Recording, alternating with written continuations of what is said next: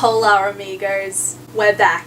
Hi, thank you so much for coming back. I had such a great time filming my last video. You guys seem to enjoy it. Thank you so much for the feedback. I had a really good time. I was not expecting to enjoy editing as much as I did. I mean, it was painstaking, and y'all saw how much of a mess I was by the end with my little message from the editing chair at the end of my last video, but I did it.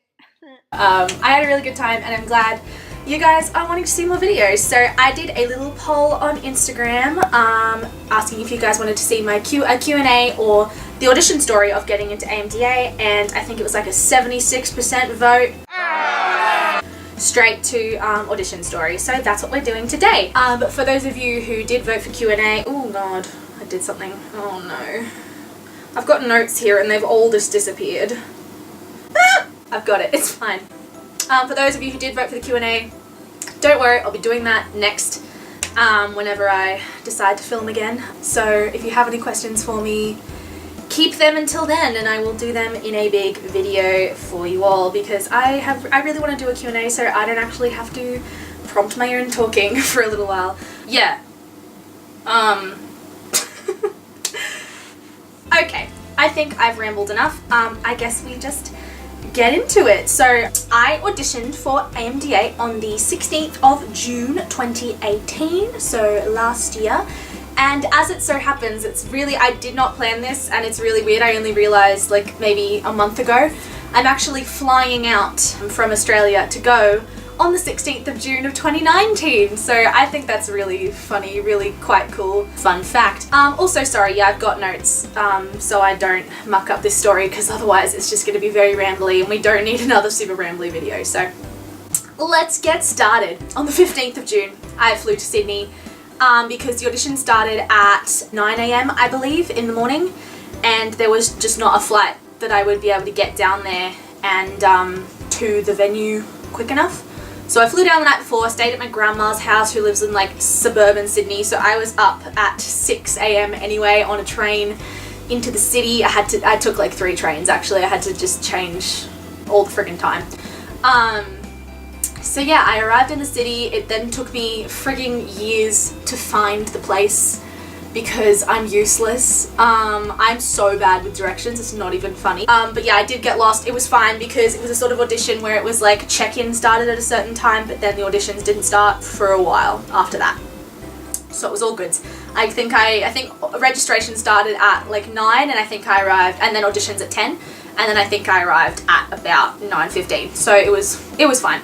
So the auditions were in this huge hotel in Circular Quay, so it was a beautiful place, and I was just like wandering around looking like an absolute trash bag because I hadn't slept, with like a suitcase. Hi, does anyone know where these auditions are? Because I don't know where I'm going.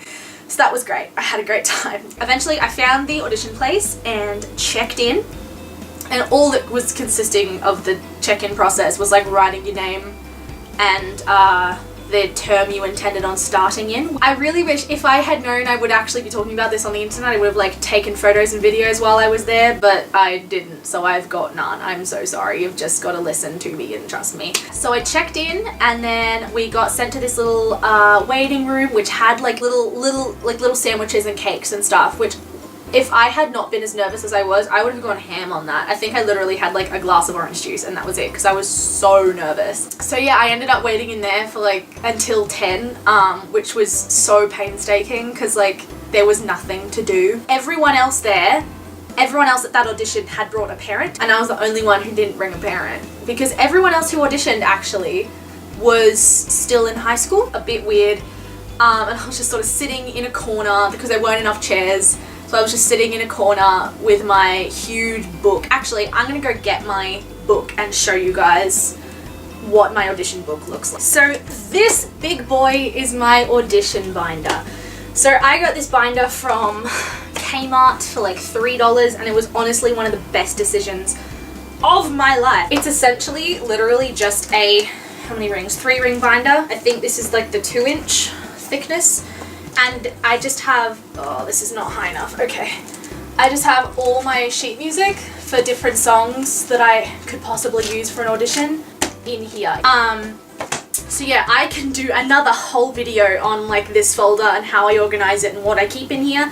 But just as a basic rundown, I have a copy of my CV in the front, which is actually out of date. I need to fix that.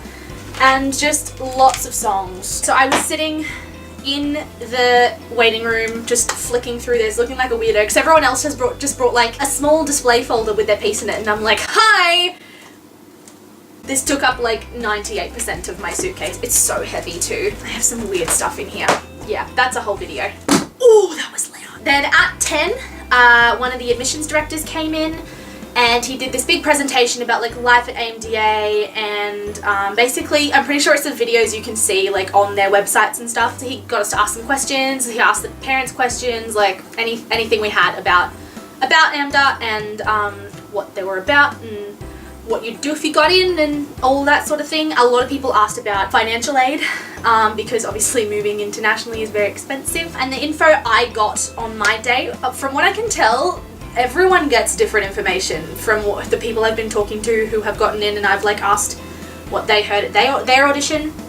So at my audition, I was told that scholarship, like merit-based scholarships, went up to 10 grand a year.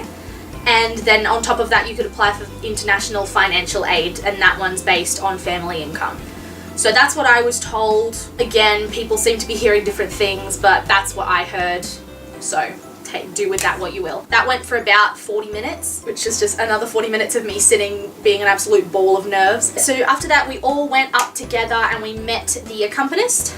And I have never had this happen at any other audition, but I was over the moon, and we actually got to have a run through of our song without I'll say the adjudicator, that's the best word I can come up with, without them in the room. So we got to like run through the speed and any like cuts we had. From memory, I did the whole song, so I don't think we really had to rehearse cuts, so that was fine. I loved that, especially the song I was doing is quite like the pianist has to follow you, like you can't slow down or anything, you just have to keep going. I sang Perfect from Edges, which I considered a bit of a risky piece because there is swearing. I'm pretty sure I took the swearing out for auditions. There is a funky F-bomb in there and I changed it to freaking, I'm pretty sure. It was a risky choice because it's not the biggest vocal show-off number that I have. Like, it's a much more of an acting piece. I sang that.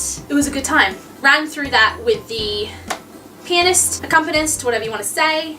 That was all great. Had a great time. So everyone went in one by one to rehearse with the accompanist, and then we all came back out and we were waiting outside. And then we met the lovely lady who was going to be judging our auditions, essentially. Basically what they do is they have one person from the campus, from like admissions, come out, like fly out to all the other countries and watch, but then they also film all your auditions and take them back to the admissions board. She was so lovely. Honestly, one of the loveliest people I've ever had on an audition panel. So I think I want to say third in the room. 2 boys went in front of me, so I was the first girl, which was scary enough in itself because I could hear these boys and they were beautiful tenors. Like, they sang some gorgeous stuff and they just sounded great, and I was like, oh my god. So then it was finally my turn to go in. I was shitting bricks, can I say. I was not in a good way. So you sing your song first. So I did the song went great. I had a good time. I think it probably wasn't my best performance of it, but it was pretty decent. So then we had to go into the monologue. The one that I ended up picking, as I was waiting outside, I realized that this monologue, it's from an Australian play that's quite a lot. This particular monologue didn't have, like, it wasn't that much, it was just really quite sad, but it did pay reference to a school shooting that had happened earlier in the play. And at this point in the year, the school shootings in America were like at their worst. You know, there was a point last year where they were just coming and coming and coming. And so as I was outside reading through my monologue again, I went, oh no, the second half of this monologue refers entirely to a school shooting. I don't think I can do that. The poor lady who's an American is just it's gonna be too much. So I completely panicked because by that point I'd already said that was the monologue I was doing, so I couldn't change. I ended up pretty much changing the entire second half, like not the actual words, but I changed every reference to a school shooting. I changed to like a reference to a natural disaster. It mentioned deaths and memorials and stuff, so I was like, if I just change it to like a hurricane or a cyclone or something, no one will know, and no one knew, I don't think. I hope. Yeah, it's probably on my Vimeo if you want to find it. Got through it, was absolutely relieved. I was like, thank God, I'm done. Let me go home. I'm having a heart attack. She sort of sat there and looked at me for a while and was writing stuff, and I was like, okay. She looks up and she goes, do you have any other songs with you?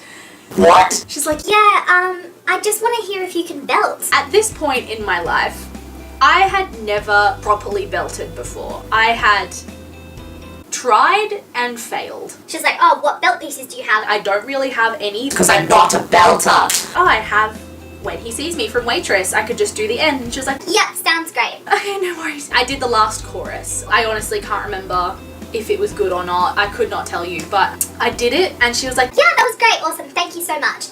okay, great. I was not ready to sing another piece, which I should have been. Actually, I would have been fine if she hadn't asked for it belted. If she just asked for another piece, I would have been like, abso-friggin-lutely, I have a whole book of them. I got out, I said bye to everyone I'd met, and I just left. As soon as I sort of finished the audition, I was like, oh, alright, cool, bye.